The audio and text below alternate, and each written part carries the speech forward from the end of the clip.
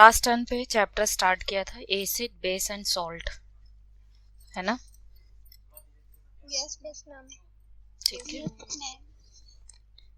Acid base and salt,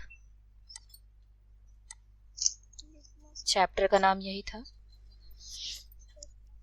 उसमें मैंने ये बताया था कि हम लोग कंपाउंड को क्लासिफाई कर सकते हैं एसिड बेस और सॉल्ट में। कंपाउंड क्या है ये आप लोगों को सबको पता है कि कंपाउंड क्या है।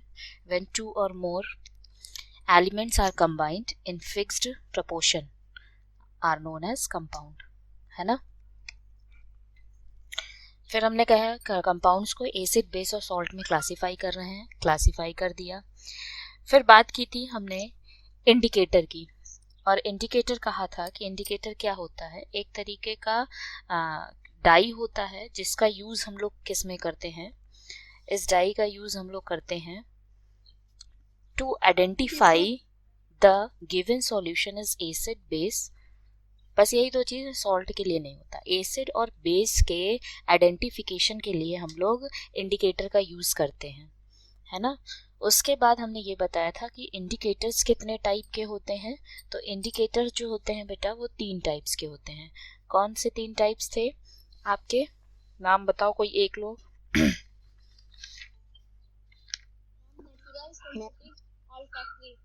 Natural indicator, synthetic indicator and olfactory indicator. ठीक है, नेचुरल इंडिकेटर मैंने बता दिया था बेटा कि नेचुरल इंडिकेटर क्या होता है। और हाँ बेटा, उसके बाद आज मुझे बताना था सिंथेटिक इंडिकेटर। ठीक है, हेडिंग डालिए synthetic indicator.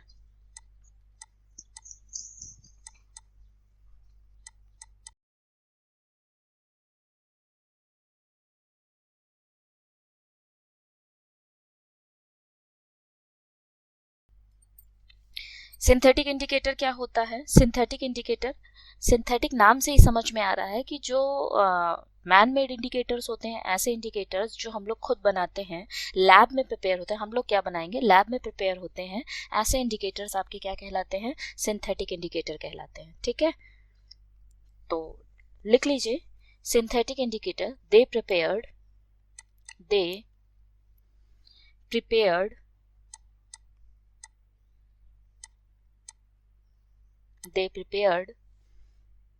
in the laboratory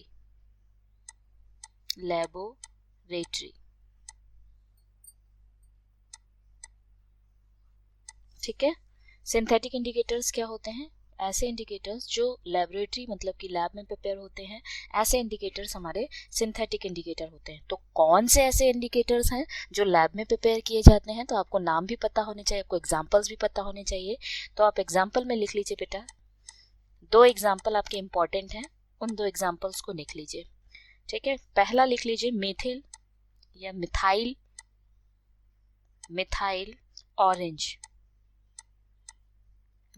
orange, और दूसरा एग्जांपल लिख लीजिए फिनेप्थलीन।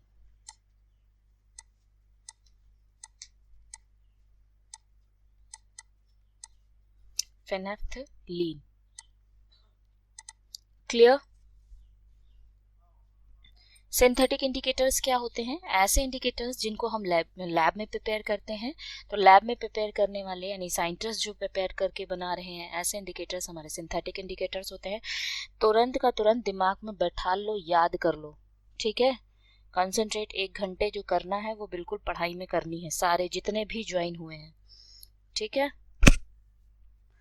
तो लैब में प्रिपेयर होने वाले इंडिकेटर्स सिंथेटिक इंडिकेटर्स कहलाते हैं।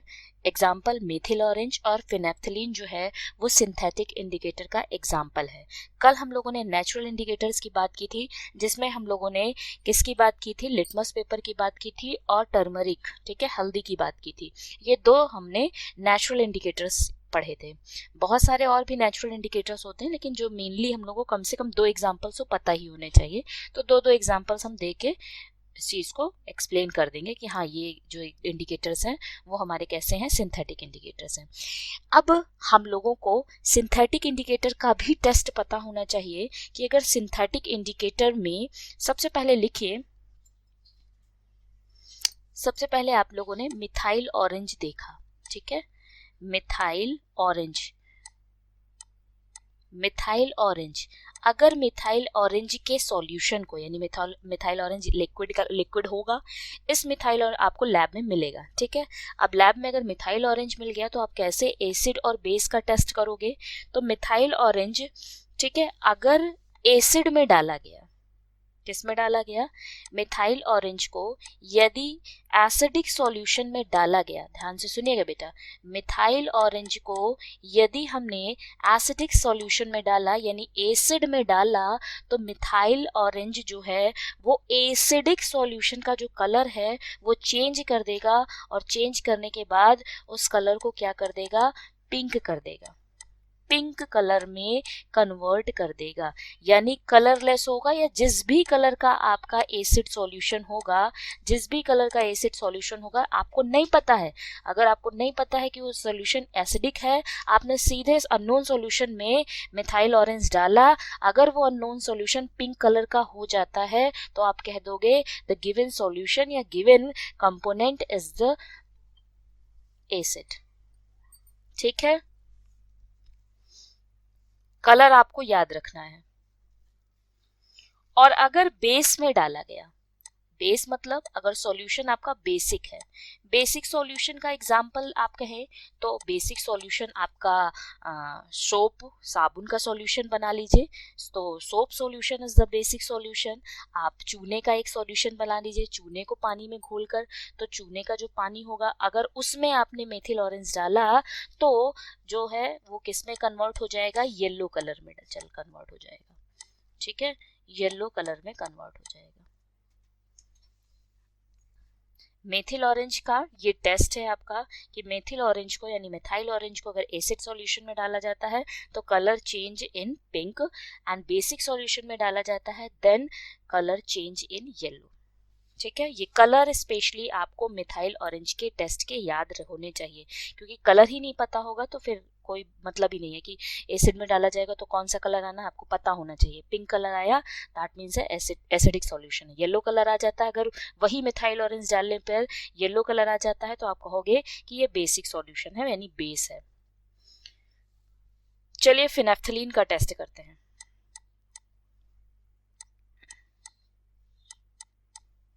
फिनेफ्थलीन, फिनेफ्थलीन इंडिकेटर का टेस्ट देख लीजिए बेटा।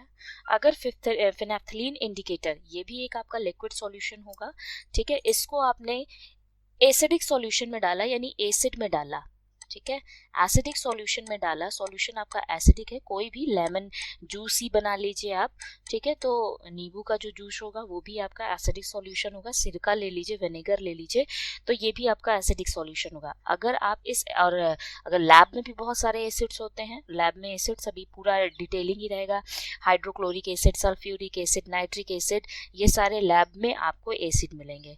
अब आपको पता नहीं है चारों एसिड हैं और एक उसमें बीच में बेस डाल रख दिया गया, सब कलरलेस है, ट्रांसपेरेंट है, पानी की तरह दिख रहे हैं, तो कैसे पता करोगे कि हाँ कौन एसिड है कौन बेस है? और उसी में कहीं वाटर भी डाल रख दिया एक बीकर में भर के, तो आपको इनमें से अगर कोई चीज भी मिल जाए, या तो लिटमस पेपर, शुरुआत में लिटमस टेस्ट बताइए, बहुत आसान लिटमस टेस्ट है। अगर लिटमस टेस्ट, सबसे पहले यही प्रेफर करते हैं कि लिटमस टेस्ट करते हैं लोग। अगर लिटमस टेस्ट नहीं होता तो मिथाइल ऑरेंज टेस्ट या फिनेफ्थलीन टेस्ट होता है, ठीक है। तो ये आपको टेस्ट पता होने चाहिए।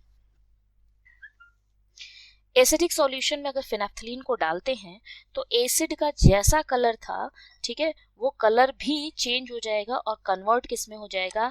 कलरलेस सॉल्यूशन बन जाएगा, ठीक है, कलरलेस हो जाएगा। अगर एसिड मान लो हमने ऑरेंज जूस लिया है, ऑरेंज जूस में अगर हम फिनेफ्थलीन डाल दे रहे हैं तो ऑरेंज जूस का कलर ऑरेंज कलर का होगा, तो वो कलरलेस हो जाएगा, ठीक। और अगर हमने बेसिक सॉल्यूशन में डाला यही फिनेफ्थलीन, बेसिक सॉल्यूशन में डाल रहे हैं तो बेसिक सॉल्यूशन का जो कलर होगा, यानी बेसिक सॉल्यूशन जो है वो किस कलर में कन्वर्ट हो जाएगा, वो किस कलर में कन्वर्ट हो जाएगा, पिंक कलर में कन्वर्ट हो जाएगा। ठीक है, पिंक कलर में कन्वर्ट हो जाएगा।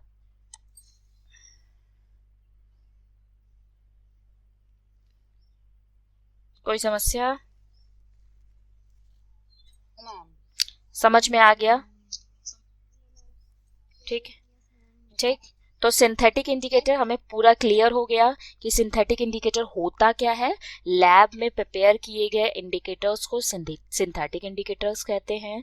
इसके दो एग्जांपल्स हमने, खास यही दो एग्जांपल्स हमसे पूछे भी जाते हैं, हमारे 10th स्टैंडर्ड की बुक में यही दो एग्जांपल दिए भी गए हैं। एक मिथाइल ऑरेंज हो गया, दूसरा फिनेप्थलीन हो गया।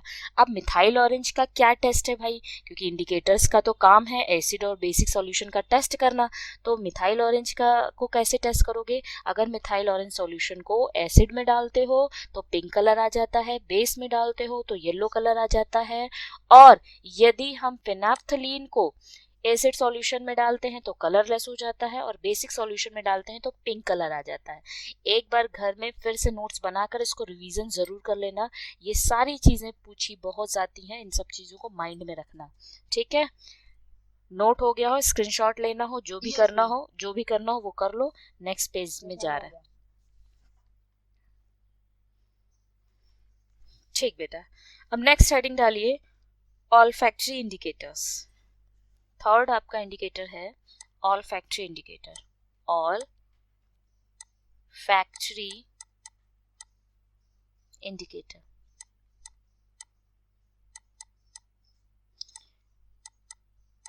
ऑल्फैक्टरी इंडिकेटर्स क्या होता है? ऑल्फैक्टरी इंडिकेटर्स बेटा, डेफिनेशन लिखो ऑल्फैक्टरी इंडिकेटर्स की। those substance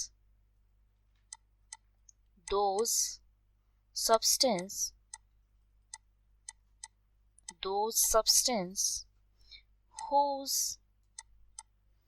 order change।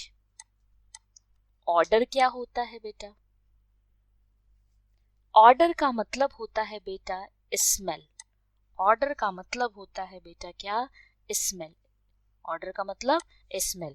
तो ऐसे सब्सटेंस जो क्या कर देते हैं, चेंज द स्मेल, है ना, change the smell in acidic and basic solution, in acidic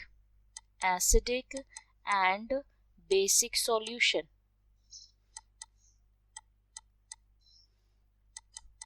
Acidic and basic solution are called olfactory indicators.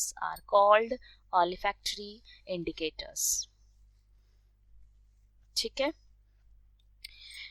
तो भाई अगर हमने ले लिया सॉल्यूशन एसिड, दूसरा सॉल्यूशन बेस, उसमें अगर हम ऑल्फैक्टरी इंडिकेटर डालते हैं तो ऑल्फैक्टरी इंडिकेटर्स की हमेशा याद रखो उसमें कुछ ना कुछ अपनी अलग स्मेल होगी, अलग महक होगी। वो आप पहचान जाओगे कि हाँ ये इंडिकेटर्स है। तीक्ष्ण महक यानी कि ऐसी अलग सी महक होगी। जैसे एग्जाम्पल मैं आपको दूं तो एग्जाम्पल में आपको बहुत फेमस एग्जाम्पल है ओनियन का। अगर हम ओनियन खा लेते हैं या ओनियन कट भी रहा हो तो हमें पता चल जाता है कि हाँ प्याज कट रही है। या प्याज अगर खा लो सैलेड में, तो अगर किसी पास वाले आदमी के पास जाके बोलो तो आपको सामने वाला इंसान समझ जाएगा कि हाँ ओनियन खाया है बंदे ने, है ना। तो आप ओनियन जो है वो एग्जाम्पल है ऑलिफैक्टरी इंडिकेटर का। ठीक, तो हाँ लौंग का तेल, ठीक है, क्लोव ऑयल, लौंग का तेल, है ना। तो लौंग का तेल भी एग्जाम्पल में लिख सकते हो। ठीक है, आगे लिख लीजिए क्लोव ऑयल। स्पेलिंग देख लेना एक बार। ये आपके एग्जाम्पल हैं किसके? ऑल्फैक्टरी इंडिकेटर्स के। Vanilla essence. वेनिला जानते हो क्या होता है? वेनीला पाउडर को हम लोग आइसक्रीम में डालते हैं, अलग ही वेनीला की स्मेल होती है। आइसक्रीम खाओ वेनीला, तो आप तुरंत टेस्ट से ही पहचान जाओगे, जैसे उसकी स्मेल सूंघोगे आप तुरंत पहचान जाओगे कि हाँ ये वेनीला फ्लेवर का है, केक वेनीला फ्लेवर का है, आइसक्रीम वेनीला फ्लेवर की है। तो वही वेनीला एसेंस है जो आपके टेस्ट को चेंज कर देता है। ठीक है, आजकल आइसक्रीम बनाने के लिए मार्केट में वेनीला पाउडर भी आता है ना, वेनीला एसेंस लिक्विड में भी आता है। तो ये भी आपका क्या है, ऑलिफैक्टरी इंडिकेटर का एग्जाम्पल है।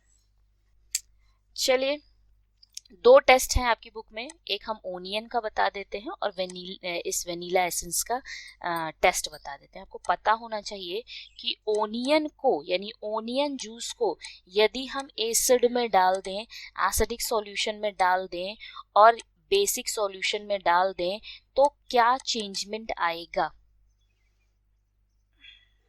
ठीक है, ओनियन का अपना कुछ ना कुछ स्मेल है, कैरेक्टरिस्टिक स्मेल है।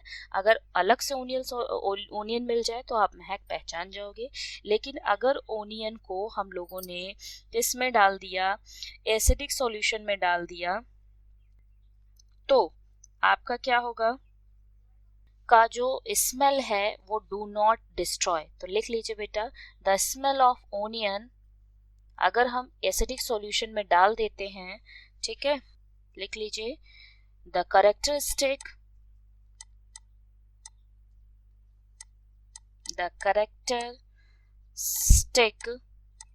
स्मेल ऑफ ओनियन, ओनियन की जो भी स्मेल थी, यानी आपकी इंडिविजुअल ओनियन की स्मेल थी, इज नॉट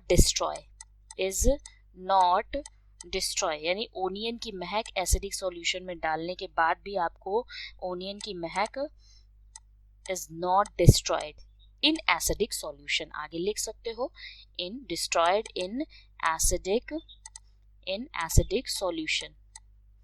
और इसी जगह हमने बेसिक सॉल्यूशन में अगर डाला तो लिख लीजिए बेटा, द कैरेक्टरिस्टिक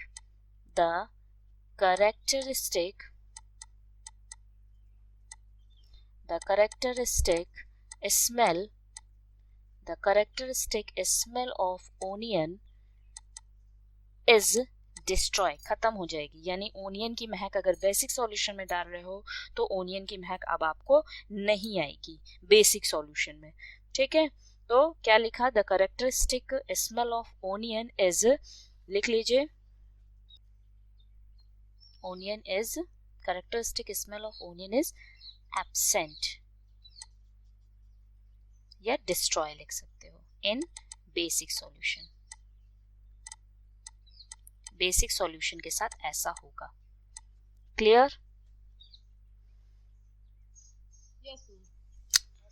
ठीक, तो अब आपको पता हो गया, अगर एसिड में डालते हो तो स्मेल बनी रहेगी, बेस में डालोगे तो स्मेल आपकी क्या हो जाएगी, डिस्ट्रॉय हो जाएगी, एब्सेंट हो जाएगी। चलिए, थोड़ा सा अब हम लोग वेनीला एसेंस का भी देख लेते हैं। वेनीला एसेंस का भी टेस्ट देख लो कि वेनीला एसेंस को यदि हम एसिड में डालते हैं तो क्या होगा, और बेस में डालेंगे तो क्या होगा। चलिए, एसिड में अगर वेनीला एसेंस को डाला बेटा तो क्या होगा, द कैरेक्टरिस्टिक, लिख लीजिए, the characteristic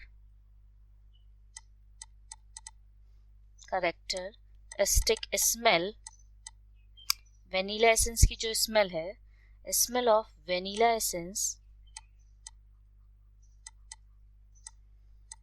vanilla is not destroy,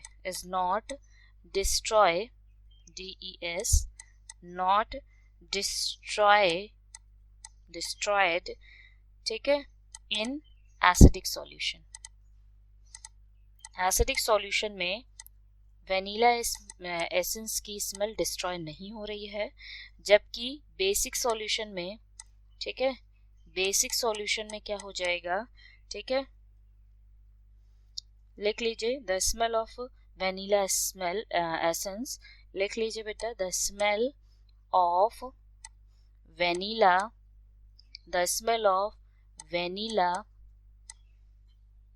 gets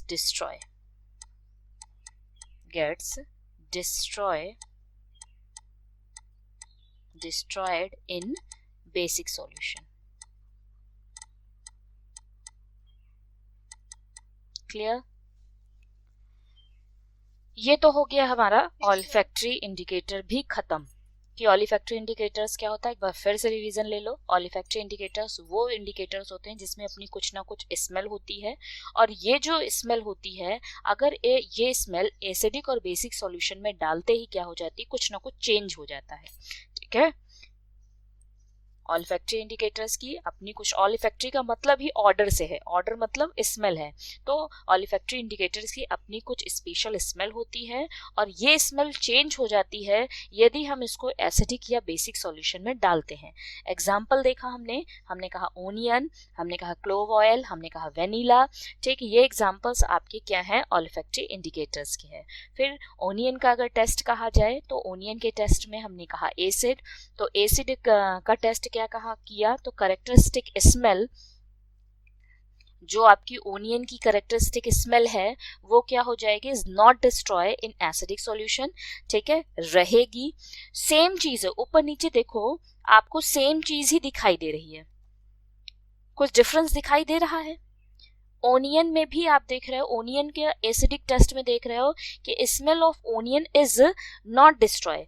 ठीक है, और वेनिला एसेंस में भी देख रहे हो the smell of vanilla is not destroy. ठीक है, तो आप इस तरह से लिंक करके भी याद कर सकते हो कि चाहे ओनियन का टेस्ट ले लो चाहे वेनिला एसेंस का टेस्ट ले लो, ओनियन की स्मेल एसिडिक सॉल्यूशन में एसिड बनी रहेगी, वेनिला एसेंस की भी स्मेल एसिडिक सॉल्यूशन में एसिड बनी रहेगी. ठीक है, जबकि बेसिक सॉल्यूशन में क्या हो रहा है, स्मेल ओनियन की चेंज हो जा रही है. अगर ओनियन सॉल्यूशन को डाला गया या ओनियन का आप लिक्विड डाल दीजिए या वेनिला एसेंस को आप डाल दीजिए बेसिक सॉल्यूशन में, तो स्मेल बेसिक सॉल्यूशन में चेंज हो जा रही है. ठीक है, अब आपको पता करना है, ठीक है, आपको सर्च करना है क्लोव ऑयल का टेस्ट. ठीक है, ये आपको पता करना है. ठीक, आप सबका काम है क्लोव ऑयल टेस्ट पता करके हमको बताइएगा. ठीक है, कि अगर क्लोव ऑयल को एसिडिक सॉल्यूशन में डाला जाए तो क्या होगा और बेसिक सॉल्यूशन में डाला जाएगा तो क्या होगा, ये आपका वर्क है. ठीक, नेक्स्ट पेज. एसिड चैप्टर की बिगनिंग हो गई अब हमारी. अभी तक तो हमने एसिड और बेस को टेस्ट करना पता किया कि इंडिकेटर एक ऐसा माध्यम है जिसके थ्रू हम एसिड और बेस को टेस्ट कर सकते हैं. अब हम जानते हैं बेटा कि एसिड क्या होता है, डेफिनेशन एसिड की क्या होती है. ठीक है, तो एसिड क्या होता है बेटा, इसकी डेफिनेशन लिखो, जो हम लोग बचपन से पढ़ते आ रहे हैं, जनरल जानते हैं, सबसे पहले तो उसी को लिख देते हैं. फिर उसके बाद हम लोग उस डेफिनेशन को मॉडरेट करके भी पढ़ेंगे क्योंकि हम लोग 10th स्टैंडर्ड में आ गए हैं. अब हमें ये भी जानना रहेगा कि रियल में केमिस्ट्री की भाषा में एसिड की डेफिनेशन को हम कैसे बताएंगे. ठीक है, तो पहले जनरल डेफिनेशन लिख लेते हैं, फिर उसके बाद हम लोग थोड़ी मॉडरेट केमिकल डेफिनेशन लिखेंगे. ठीक है, तो लिखिए acid are those chemical, acid ऐसे chemicals होते हैं, acid are those chemicals which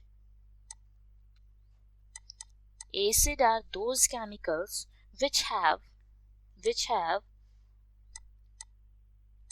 sour in taste. ठीक है, स्वाद में कैसे होते हैं, खट्टे होते हैं. ठीक है, टेस्ट में कैसे होते हैं, आपका सोर मतलब खट्टा कुछ आपको फील होगा. और आप अभी पढ़ के आए हो and turn blue litmus paper. ठीक है, ब्लू लिटमस पेपर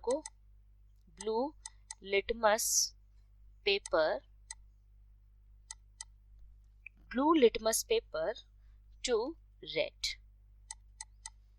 ये चीज तो हम जानते हैं. अभी पढ़ के आए थे।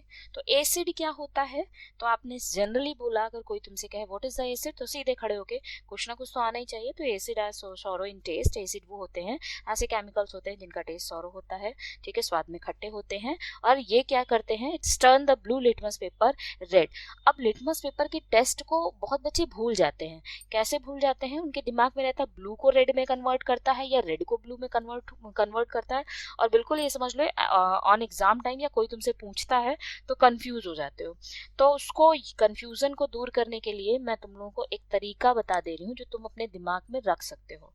ठीक है, क्या तरीका है कि एसिड, भाई एसिड बॉडी पे पड़ेगी, अगर कोई तुम्हारी बॉडी पे एसिड फेंक देता है या एसिड कहीं भी पड़ता है तो भाई स्किन रेड हो जाती है, यानी लाल पड़ जाती है, रसेस आ जाते हैं, या बहुत ज्यादा हार्ड एसिड है तो स्किन जल भी जाती है। ठीक, तो अब जलने या रेडनेस से आपको याद रखना है कि अगर एसिड पड़ा तो वो रेड हो जाना है। फिर तुमको ये भी पता है कि लिटमस तो दो ही हैं, तो रेड कौन होगा, ब्लू होगा, तभी तो वो रेड में कन्वर्ट होगा। तो आपको इस तरह से अपने दिमाग में रखना है कि एसिड मतलब अगर एसिड पड़ा तो रेड होना है, तो रेड होना है। तो लिटमस टेस्ट से कैसे लिंक करके याद कर रहे हैं कि ब्लू लिटमस पेपर अगर एसिड में जैसे ही पड़ गया तो ब्लू लिटमस पेपर बेचारा तुरंत लाल हो गया। ठीक, अब इसी का जस्ट अपोजिट आप बेस के लिए याद कर लीजिएगा। अगर ब्लू को रेड कर दे रहा है एसिड, तो आपका रेड को ब्लू कौन करेगा, बेस करेगा। ठीक, इस तरह से आप इसको लिंक करके, क्योंकि लिटमस पेपर जनरली हम लोग सबसे पहले लिटमस पेपर ही टेस्ट करते हैं एसिड और बेस के टेस्ट के लिए, इसलिए आपको ये टेस्ट बिल्कुल रटा होना चाहिए। चलिए, ये तो हो गई जनरल डेफिनेशन। ठीक है, हमने कहा था हम आपको एक और डेफिनेशन लिखाएंगे, तो वो डेफिनेशन भी बेटा लिखो, जो कि हमें पता होनी चाहिए। वो डेफिनेशन भी लिखिए, दूसरी डेफिनेशन करके लिखिए। ये केमिकल डेफिनेशन है थोड़ी सी। Acid which are acids which are ionized in water, यानी एसिड को यदि हम पानी में डाल दें तो एसिड जो है वो अपने आयनों में टूट जाएगा।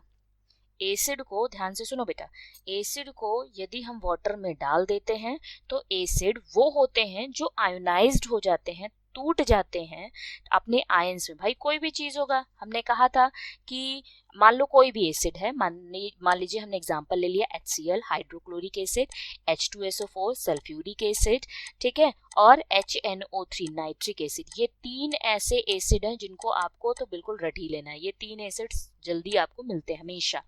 तो आपने HCl hydrochloric acid, H2SO4 sulphuric acid, HNO3 nitric acid, इनमें से किसी भी एसिड को यदि आप पानी में डालते हो, वाटर में डिसॉल्व करते हो, तो तुरंत जो है वाटर में डिसॉल्व करते ही क्या होगा, अगर HCl को डाला है तो HCl जो है वो अपने आयंस में ब्रेक हो जाएगा, H प्लस में टूट जाएगा और Cl माइनस में टूट जाएगा। इसी तरीके से आप चाहे H2SO4 को डाल लीजिए, सल्फ्यूरिक एसिड को डाल दीजिए, तो सल्फ्यूरिक एसिड भी 2H प्लस में और SO4 माइनस, क्योंकि 2H प्लस है ना, तो आप 2H प्लस को H2 में तो लिखोगे नहीं, जब आयंस में लिखोगे तो आगे इसके 2 को आगे लिखना पड़ेगा और प्लस चार्ज लगाना पड़ेगा। और SO4 माइनस में टूट गया, SO4 किस में टूट गया, माइनस में टूट गया। इसी तरह से HNO3 को भी आपने डाला होगा पानी में, तो आपका H जो है वो प्लस में टूट गया होगा, NO3 आपका किस में टूट गया होगा, माइनस में टूट गया होगा। ठीक है, इसी तरीके से आप और भी एसिड ले सकते हो। वो एसिड है आपका CH3COOH, ये भी आपका एसिड है और इस एसिड का नाम है एसिटिक एसिड। ठीक है, ये आपका एसिटिक एसिड है। एसिटिक एसिड ये भी अगर इसको पानी में डालते हो तो ये भी H प्लस में और इधर वाला COOO माइनस में टूट जाता है। तो ओवरऑल हमें केवल दिमाग में सिर्फ इतना रखना है कि एसिड वो होते हैं जिन्हें पानी में डालते ही वो आयनाइज हो जाते हैं, अपने आयंस में टूट जाते हैं और आयन में टूटते हैं। आगे डेफिनेशन को मैं कंप्लीट करती हूँ। इतना तो समझ में आ गया होगा कि एसिड वो होते हैं जो आयोनाइज्ड हो जाते हैं इन वाटर, पानी में डालते ही वो अपने आयंस में टूट जाएंगे। आयंस कितने तरीके के होते हैं बेटा? आयंस दो तरीके के होते हैं, एक हमारा पॉजिटिव आयन और दूसरा निगेटिव आयन। ठीक है, दो आयंस के सिवा और कोई आयन नहीं होता, तो पॉजिटिव और निगेटिव दोनों कंबाइन होता है तभी हमारा कोई कंपाउंड बनता है। ठीक, चलो इस डेफिनेशन को कंप्लीट करते हैं। एसिड क्या होते हैं? Acid which are ionised in water to produce, लिखिए टू प्रोड्यूस्ड, ठीक है, to produce concentration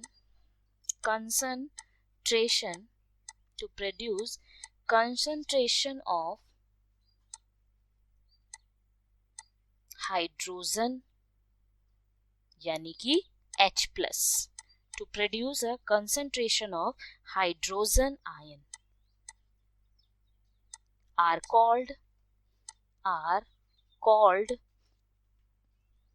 called acid। Clear?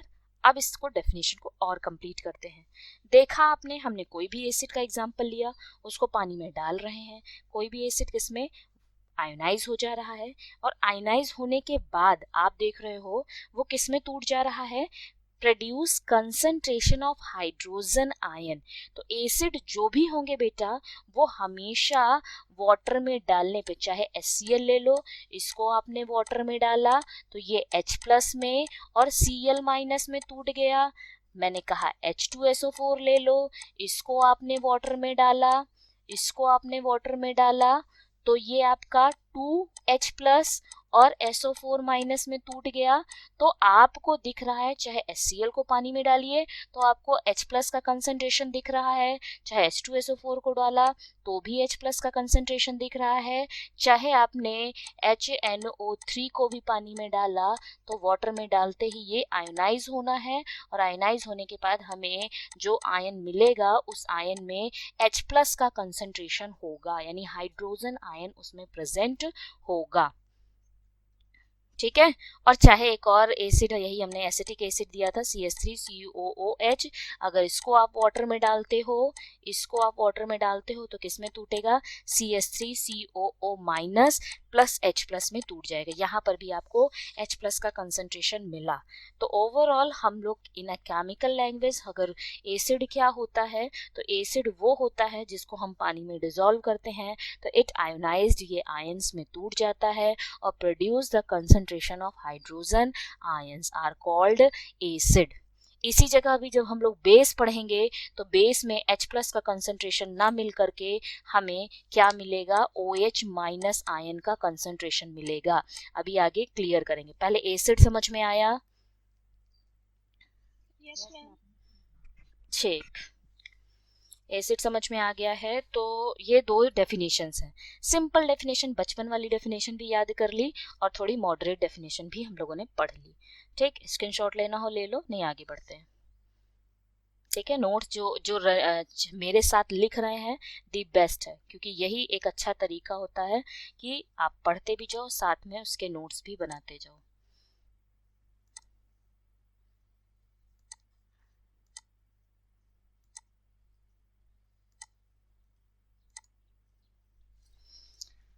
Definition तो हो गई एसिड की, पढ़ भी लिया कि एसिड क्या होता है, उसमें H प्लस का कंसंट्रेशन मिलता है अगर वाटर में डिसॉल्व कर दोगे। अच्छा, एसिड कितने तरीके के होते हैं? अब हमको ये भी जानना है भाई, एसिड हमारे पास कई तरीके के होते हैं। एक ऐसे एसिड्स भी होते हैं जो भाई बहुत स्ट्रॉन्ग होते हैं, ठीक है, बहुत ज़्यादा हार्ड होते हैं, ठीक, और कुछ ऐसे भी एसिड होते हैं वो इतने हार्ड नहीं होते हैं, इतने ज़्यादा हमको नुकसान नहीं पहुंचाने वाले हैं। ठीक है, आई बात समझ में? जैसे हमने कहा सिरका भी है, तो सिरका जो है आपका एसिड है, बट क्या हमको नुकसान पहुंचाएगा? तो नहीं, नुकसान नहीं पहुंचाएगा। तो अगर एसिड की क्लासिफिकेशन की बात करें कि एसिड को कितने, यानी एसिड के टाइप्स की बात करें, टाइप्स ऑफ एसिड की बात करें, तो एसिड को हम लोग दो टाइप में कैटेगराइज कर सकते हैं। ठीक है, और ये भी जो हम लोगों ने टाइप्स लिखा है, इस टाइप को लिख लीजिए, ऊपर लिखिए डेफिनेशन आप एक हेडिंग डाल लीजिए, ऑन द बेसिस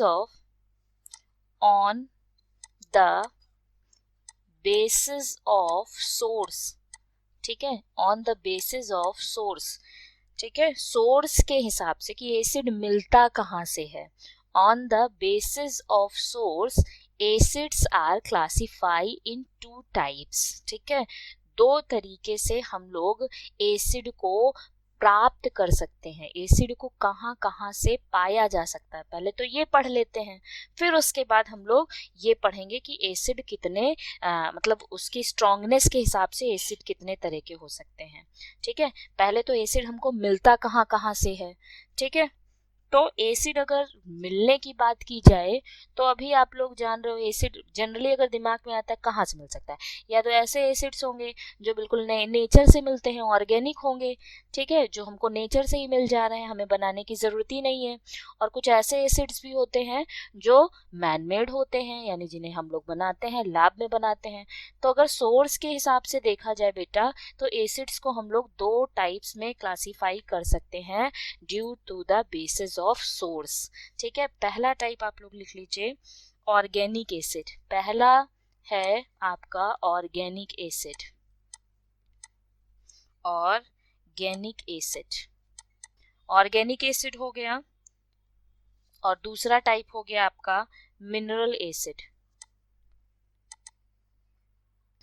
अब चलो समझते हैं डेफिनेशन क्या होती है ऑर्गेनिक एसिड, और इस टॉपिक से हमसे पूछा क्या जाता है, इस टॉपिक से रिलेटेड क्वेश्चंस क्या आते हैं, ठीक है।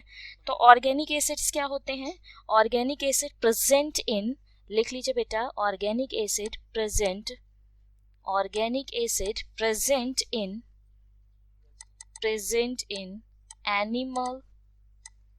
animals and plant, organic acid present in animals and plant. ऐसे एसिड्स जो एनिमल्स और प्लांट में प्रेजेंट होते हैं वो एसिड्स आपके क्या कहलाएंगे, ऑर्गेनिक एसिड कहलाएंगे, ठीक है। तो आगे आप इस डेफिनेशन को कंप्लीट कर सकते हो, present in animals and plants are called organic acid.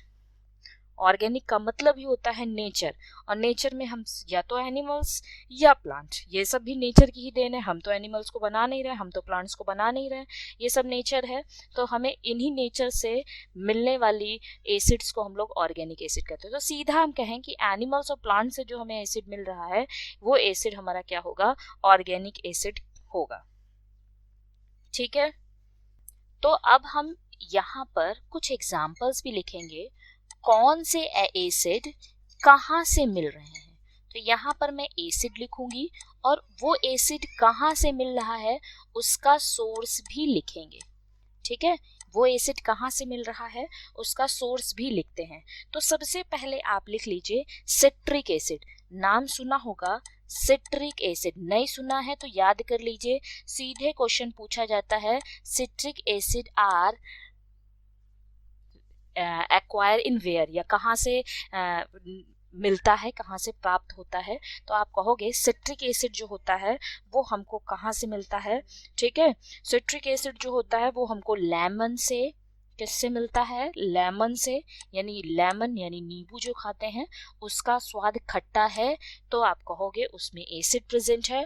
और अगर तुमसे कहे उसमें कौन सा एसिड है तो इंडिविजुअली एसिड का नाम है सिट्रिक एसिड। लेमन लिख लीजिए, और ऑरेंज भी इसी प्रजाति में आ जाता है, तो लेमन और ऑरेंज, ठीक है।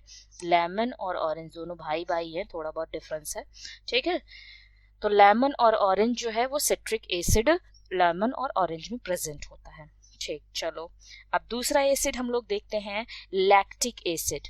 ये फर्स्ट एसिड हो गया, सेकेंड एसिड आ गया आपका लैक्टिक एसिड, लैक्टिक एसिड, ठीक है। लैक्टिक एसिड जब दूध से दही बन जाता है और दही स्वाद में कैसा होता है, खट्टा होता है, तो आप कहोगे दही एसिडिक मीडियम में कन्वर्ट हो गया, दही एसिड बन गया और वो खट्टा लग रहा है, दैट मीन्स एसिड है। तो वो खट्टा किस वजह से, किस एसिड की वजह से वो खट्टा हो गया, तो वो आपके लैक्टिक एसिड की वजह से खट्टा हो गया। तो आप लिख सकते हो कि लैक्टिक एसिड कहाँ प्रेजेंट होता है, तो lactic acid present in curd, ठीक है। लिख लीजिए कर्ड, CURD, कर्ड।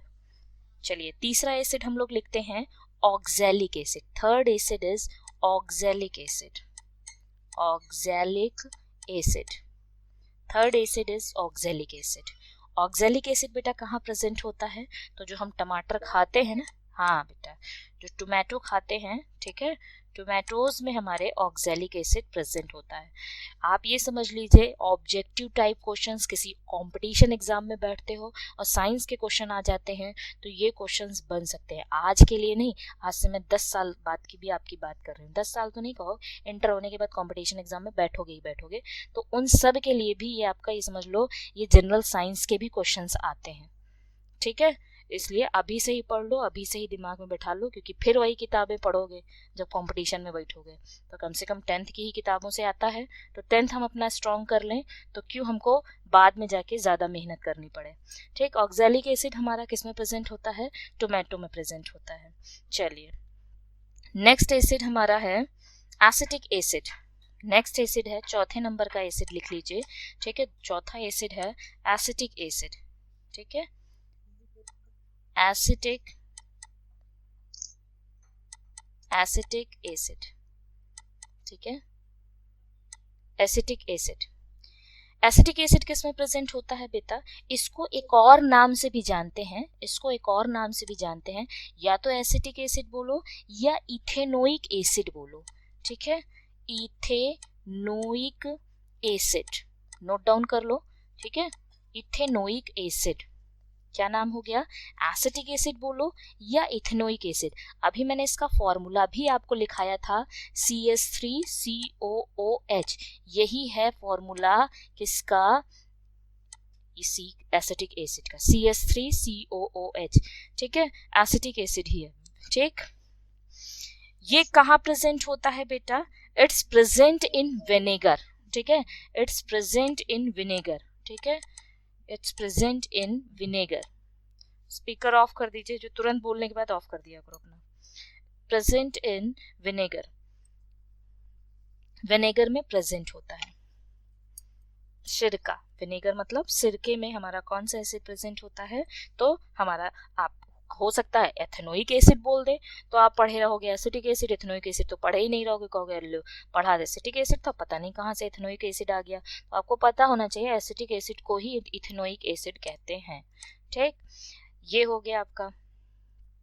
अब बात करते हैं, एक और एसिड लिख लो बेटा, ठीक है, टार्टरिक एसिड। एक और एसिड इधर ही साइड हम लिख दे रहे हैं, इधर साइड, ठीक है। 5वें नंबर का एसिड है आपका, ठीक। 5वें नंबर में आप लिख लीजिए टार्टरिक एसिड, टार्टरिक एसिड, ठीक है। टार्टरी का यूज हम लोग क्या, बतासे की दुकान पे जाओगे, बताशा यानी पानी बतासे की शॉप में जाओ तो वो लोग पानी में टार्टरी का यूज करते हैं पानी को खट्टा बनाने के लिए, अगर उनके पास इमली नहीं होती है तो। और जो गाँव के जो होते हैं उनके पास अगर इमली है तो वो कहते हैं भैया हमने टार्टरी वार्टरी नहीं, प्योर इमली का पानी बनाया हुआ है ना। तो वो जो इमली होती है उस इमली में टार्टरिक एसिड ही प्रेजेंट होता है। तो लिख लीजिए इमली, ठीक है। टर्मरिंड, स्पेलिंग लिख लो, इमली मतलब टर्मरिंड, ठीक। फॉर्मिक एसिड, नेक्स्ट लिखिए formic acid, formic acid, formic acid, चींटी काट ले, ठीक है, आपको कोई बीज यानी कोई बरुइया मधुमक्खी कोई भी काट ले, ठीक है, तो हमारी बॉडी क्या हो जाती है? सॉइल हो जाती है, ठीक है, सूज जाती है। देखा होगा, चींटी भी काट ले छोटी सी, ठीक है, तो हमारी स्किन क्या होती है? सॉइलिंग आ जाती है। तो उसके अंदर क्या भर गया थोड़ी देर के लिए, क्योंकि उसके डंक में, उसकी स्ट्रिंग में क्या होता है? आपका यही एसिड प्रेजेंट होता है, फॉर्मिक एसिड। और जैसे ही वो डंक मारती है तुरंत हमारी बॉडी में वो एसिड का इफेक्ट हो जाता है थोड़ी देर के लिए, ठीक है, और हमारी बॉडी क्या हो जाती है? सॉइल अप हो जाती है और हमें थोड़ी देर के लिए खुजली भी फील होने लगती है। तो हमारे आंट स्ट्रिंग में लिख लीजिए इट्स प्रेजेंट, फॉर्मिक एसिड कहाँ प्रेजेंट है? तो it's present in ant string, ठीक है, present in ant string, string, ठीक है। और आपने देखा होगा कभी कभी आप चले जाइए किसके खेत में चले जाइए, मान लीजिए कौन सा खेत होता है, भिंडी, ठीक है, लेडी फिंगर, ठीक है, लेडी फिंगर के खेत में चले जाइए तो उसकी पत्तियां बड़ी नुकीली होती हैं, ठीक है, और जब उस खेत से निकलिए तो आपकी बॉडी में खुजली सी मचने लगती होगी। कभी ट्राई किया हो किसी ने भी? कोई ऐसा है ही नहीं बच्चा जो कभी भिंडी के खेत में गया हो? गई हो? तो कभी अगर गए हो या कोई ऐसी नुकीली, यानी ये समझ लो गन्ने के खेत में ही चले जाओ, भिंडी के खेत नहीं, गन्ने, कोई ऐसे खेत में चले जाओ या कैसे ऐसी जगह चले जाओ, ऐसे प्लांट एरिया में चले जाओ जिसकी पत्तियां थोड़ी नुकीली होती हैं, ठीक है, पत्तियां अगर थोड़ी सी भी नुकीली हैं और उस क्राउडिंग लीफी एरिया में चले जाओ तो आपको कैसा फील होगा? आपकी बॉडी में थोड़ी सी खुजली फील होने लगती है। तो वो खुजली भी इस वजह से प्रेजेंट फील हो रही है हमको, क्योंकि उसकी जो तुम्हारी लीव्स थी, ठीक है, वो आपकी क्या थी, उसमें प्रेजेंट था यही आपका कौन सा एसिड, फॉर्मिक एसिड। कोई समस्या? तो फॉर्मिक एसिड आंट स्ट्रिंग में प्रेजेंट है।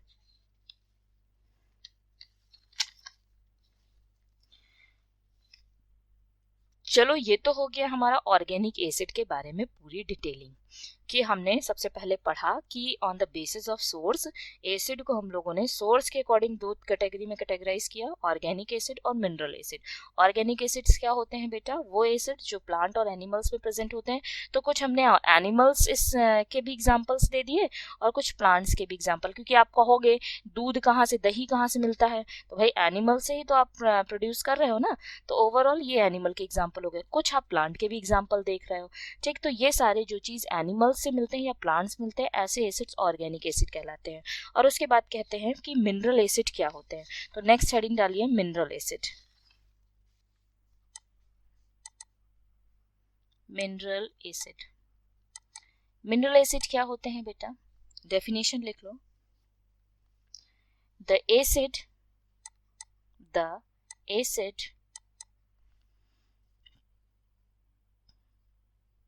prepared from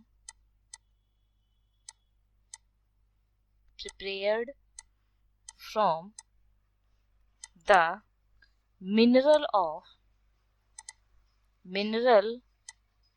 of earth, यानी जमीन के अंदर प्रेजेंट जो मिनरल्स हैं उनसे बनाए जाते हैं। तो ऐसे एसिड को हम लोग क्या कहते हैं? मिनरल एसिड कहते हैं। यानी जमीन के अंदर जो मिनरल्स प्रेजेंट हैं, यानी जो खनिज लवण प्रेजेंट हैं जमीन के अंदर, उन खनिज लवण को निकाल कर, अर्थ की स्पेलिंग सही कर लीजिएगा बेटा, ठीक है, खनिज लवण को निकाल करके हम लोग जो एसिड प्रिपेयर करते हैं वो एसिड आपका मिनरल एसिड कहते हैं, ठीक है। यानी अर्थ मिनरल से एसिड प्रिपेयर करना मिनरल एसिड कहलाना। कोई समस्या? ठीक, अब मिनरल एसिड्स जो होते हैं, ठीक है, इन एसिड्स को हम लोग सिंथेटिक एसिड्स भी कहते हैं। क्यों? क्योंकि इसे हम लोग लैब में प्रिपेयर करेंगे ना, मिनरल निकाल के कहाँ प्रिपेयर करेंगे? लैब में ही तो बनाएंगे, ठीक है। तो लिख लीजिए, these are also called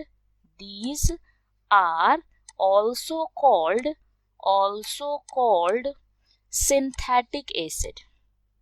These are also called synthetic acid. अब सिंथेटिक वर्ड को तो समझाने की जरूरत है नहीं। These are called synthetic acid. Synthetic मतलब ये होता है man made acid prepared in laboratories या इंडस्ट्री। आप इंडस्ट्री, बड़े बड़े इंडस्ट्रीज में भी एसिड की जरूरत पड़ जाती है। तो बड़े बड़े इंडस्ट्रीज में एसिड कैसे बनाया जा रहा है या लैब में एसिड प्रिपेयर कैसे किया जा रहा है, वो मिनरल एसिड को से ही प्रिपरेशन किया जा रहा है। मिनरल एसिड आता कहाँ से है? अर्थ से मिनरल निकाल करके बनाया जाता है। तो लिख लीजिए कुछ एसिड्स।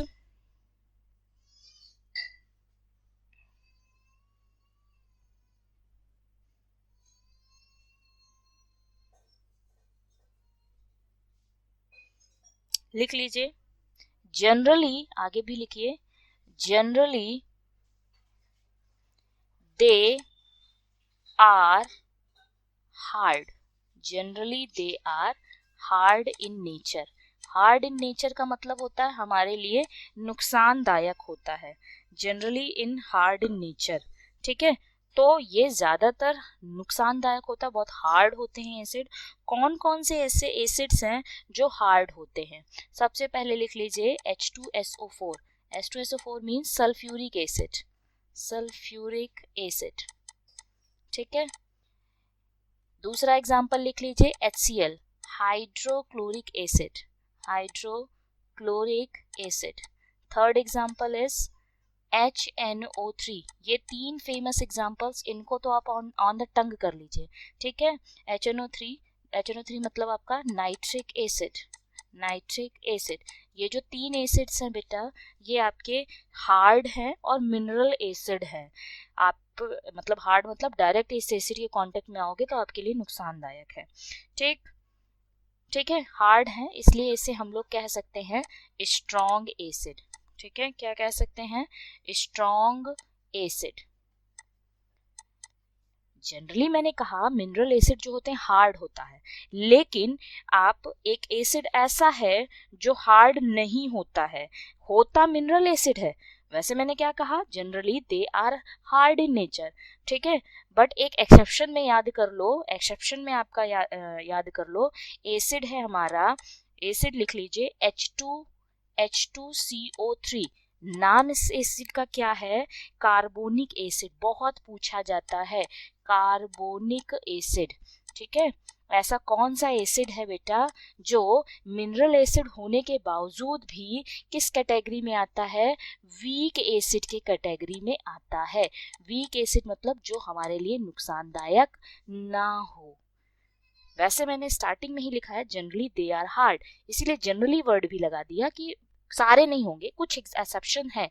तो H2CO3 it is the formula of carbonic acid. ठीक है, और कार्बोनिक एसिड जो होता है वो वीक होता है mineral acid but weak acid में आता है। ठीक, ये हमारे लिए नुकसानदायक नहीं होता, जबकि H2SO4, HCl, HNO3 ये सब हमारे लिए क्या हो सकते हैं? नुकसानदायक। कोई समस्या? No, ma'am. Now this topic is finished. ठीक, अब हम क्लास ओवर करेंगे।